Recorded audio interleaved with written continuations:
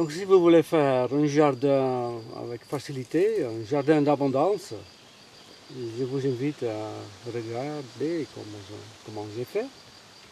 Sans labour, sans bêcher, sans tourner la terre, sans eau, sans fumier, sans engrais, sans enlever les mauvaises herbes, seulement planter et récolter.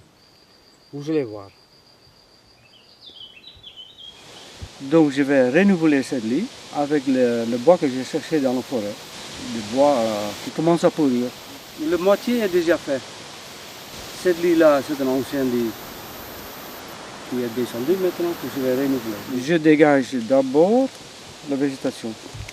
Je peux le faire à la main parce que la terre reste extrêmement souple. Après 10 ans, sans travail, sans bêcher, sans tourner la terre, il est toujours souple et plein de bois qui est devenu terre végétale. Les fourmis qui travaillent la terre aussi, qui mangent les tiges, les résidus de bois, qui font que la terre reste extrêmement souple et pleine de galeries, accessibles aux racines. Les galeries qui sont creusées. Ils ne sont pas dérangés du tout parce que la terre n'est pas labourée, ni tournée. Donc tout est galerie. Plein de vers qui mangent le bois, donc ils sont très contents. Même en plein été, ils sont actifs. Normalement, pendant l'été, les vers de terre, ils vont dans la terre. Ils vont faire un nœud pour évaporer le moins possible de leur humidité. Mais ici, ils travaillent même l'été parce qu'on a donné à manger et ça garde l'humidité, cette couverture végétale. Terre souple, pleine de nourriture. Tout le monde est content. Aussi les jardiniers. Je vais récolter quelques pommes de terre qui sont venues spontanément parce que je jette aussi le déchet de cuisine sous la couverture végétale. On n'a pas besoin de bêcher, donc il y a les pommes de terre à récolter à la main. Et ça c'est le pomme de terre mère qui est bourré d'eau. Il faut dire qu'on n'a jamais arrosé. L'eau reste dedans. Voilà, c'est ça. Et là, il y a encore des tiges là-dedans. Le laurier cerise, il a 10 ans. Mais je vais le remplacer parce que je veux que le lit est haussé. C'est le but. Voilà, le pomme de terre gratuit, spontanément généré. On enlève une couche d'herbe avec le croc, puis on enlève la terre qu'on met à part, sur un endroit à côté. Une fois la terre est là, on le remplit avec le bois, et puis on le recouvre avec la terre, la bonne terre. Si la terre cailleuse ou très claire, qui n'a jamais vu le jour, on le met d'abord sur le bois et la terre noire à l'extérieur.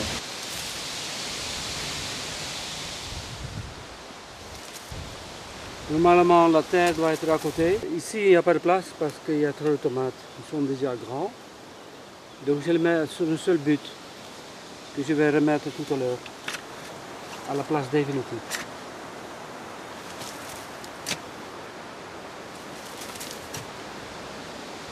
Ici, on voit le bois de l'autre côté qui est déjà bien rempli avec le bois. Il y a les haricots maintenant.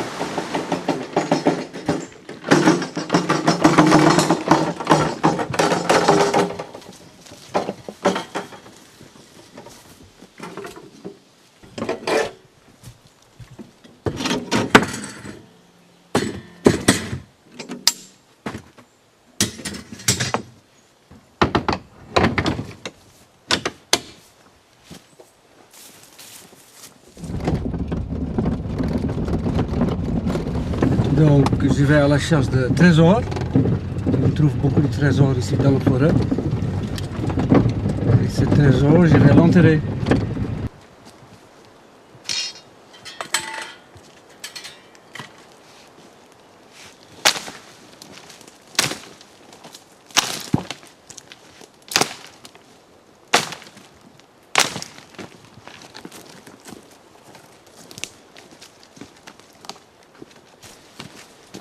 Et voilà le trésor. Ça sent bien. Ça sent bon. C'est du bois mort, des branches mortes qui sont devenues épongeux. Donc c'est une capacité agrandie, multipliée pour garder l'humidité dans le sol. On voit bien que c'est comme une éponge, plein d'eau. Si ça reste souterrain, ça garde l'humidité.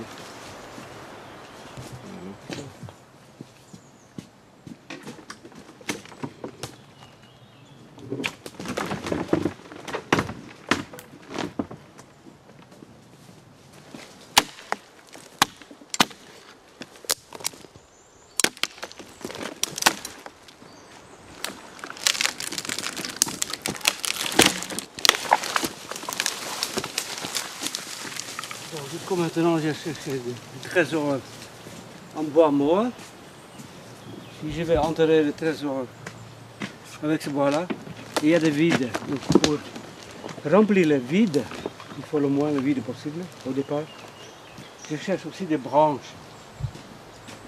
Les branches, ça sert pour la décomposition rapide à la surface et à remplir les vides.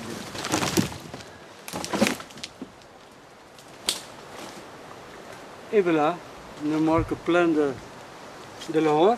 Le trésor est trouvé dans la forêt.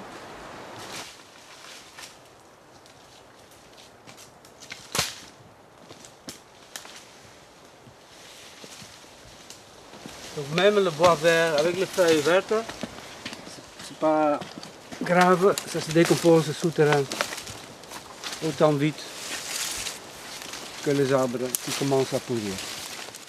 Donc avec ça, on peut faire un jardin magnifique avec très peu de choses. Si on n'a pas le bois, c'est pas grave. Il y a toujours un voisin qui taille les œufs et qui les jette, qui les brûle. Donc on peut toujours demander au voisin. Dans la ville, on peut ramasser les déchets de cuisine, le carton broyé, c'est très bon. Papier, pas trop d'encre. C'est très bon aussi. N'importe quel matériau décomposable est utilisable.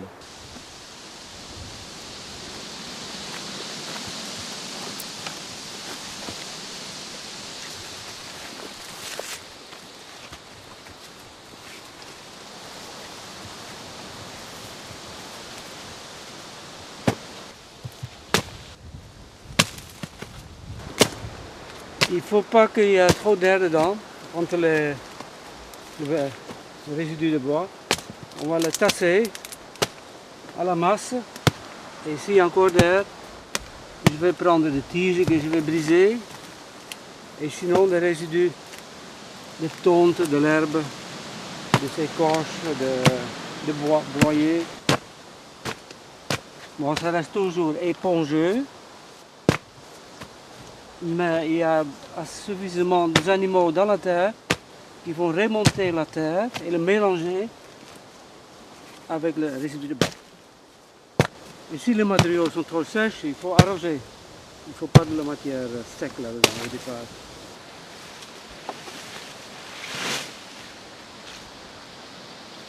Ce n'est pas vraiment nécessaire de le broyer, mais ça rentre mieux dans les vides. Entre le bois, c'est mieux du bois broyé. N'importe quel bois est bon. Hein. C'est le pin, sapin, ça c'est le laurier cerise, tout est bon.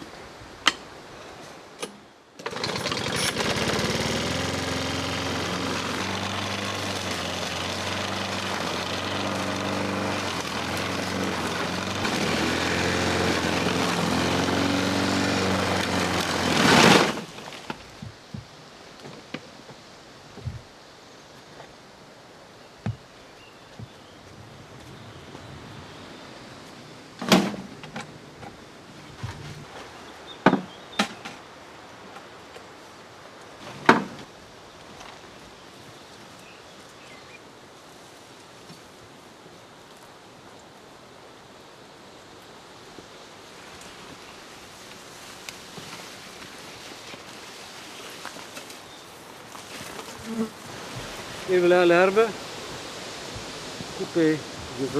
On peut mettre les feuilles entières, c'est une importance. Maintenant je vais mélanger ce que j'ai broyé tout à l'heure avec l'herbe.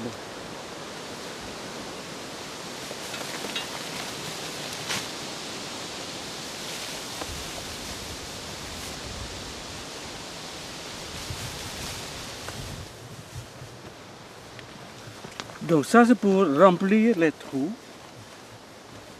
remplir le vide, bien tassé, très important, parce qu'il y a, s'il y a au départ trop de l'air, les plantes ne peuvent pas se développer comme il faut.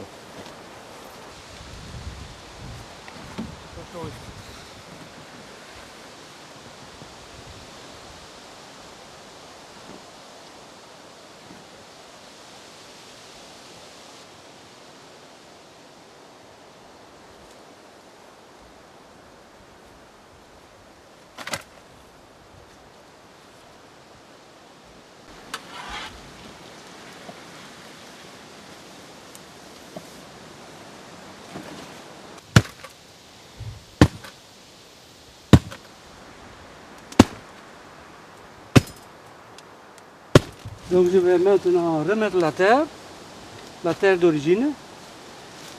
Toute la terre que j'ai enlevée, je vais remettre sur place, espérant que ce sera environ 20 cm. Cette hauteur va disparaître.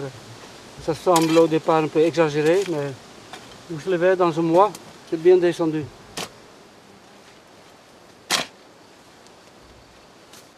Donc si on a bien étalé et pris la forme désirée, on peut le couvrir. Ce n'est pas encore le cas, donc je vais continuer à modeler et après je prends la couche finale avec l'herbe tondue et les plantes et le bois tondu. Mais les branches broyées de pin et sapin, c'est autant bien. C'est pour protéger la terre contre le soleil, contre le dessèchement. C'est pour donner à manger aux vers de terre, aux autres insectes.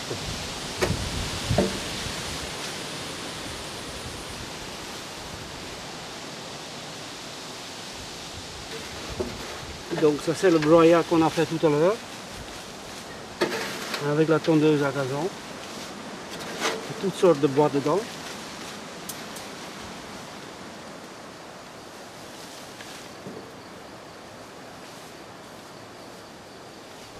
Donc je vais mettre même des aiguilles de sapin. 100% aiguilles de sapin. C'est très nourrissant. C'est une délicatesse pour les plantes. C'est le repas préféré, mais aussi pour les vers. Je mélange avec l'herbe et le broyat d'arbustes.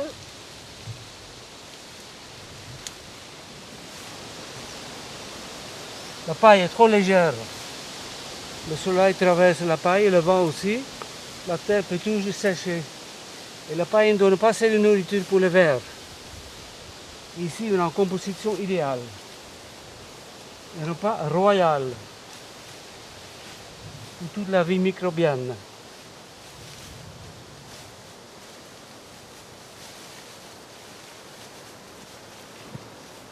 Bon, on peut semer immédiatement ou planter après qu'on a fabriqué ce but-là.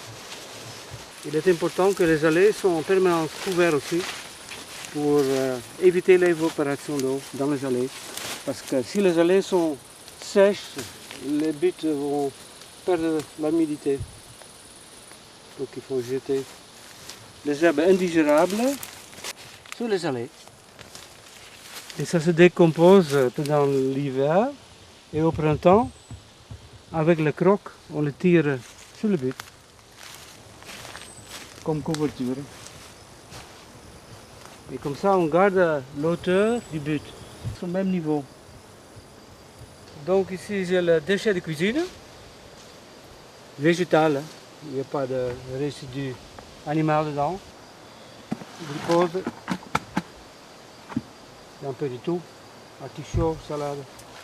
Et on couvre, on tasse bien, on couvre, et puis la décomposition se fait rapidement.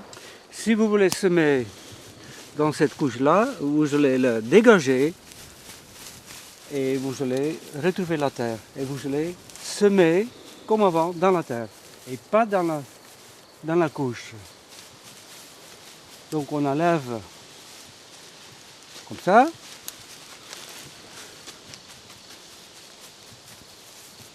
On sème, on couvre avec la terre.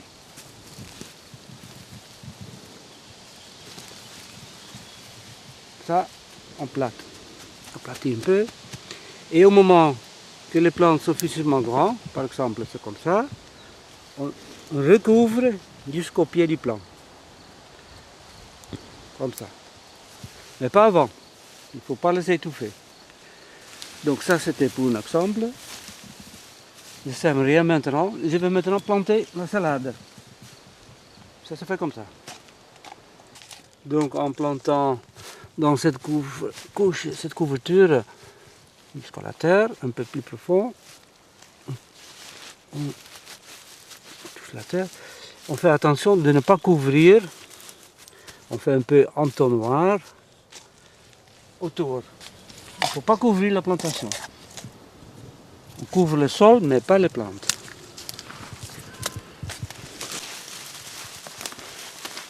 Je creuse jusqu'à la terre. Voilà, il y a le déchet de cuisine. Je traverse le déchet de cuisine jusqu'à la terre. Voilà la terre. Il y a déjà les vers de terre qui sont rentrés dedans. Et je pose la salade. Dans la terre, bien entendu. Oui, c'est vrai. Vous avez beaucoup de travail à faire. À un petit moment. Et après, vous avez pour 15 ans rien à faire. Que ajouter de temps en temps un peu de couverture végétale, c'est tout. Donc vous êtes toujours gagnant. Rien arrosé. Pas donner fumier, engrais, rien du tout. La couverture végétale suffit largement.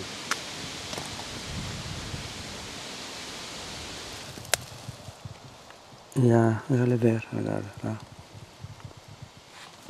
Ici il y a 30 cm. Les aiguilles de sapin.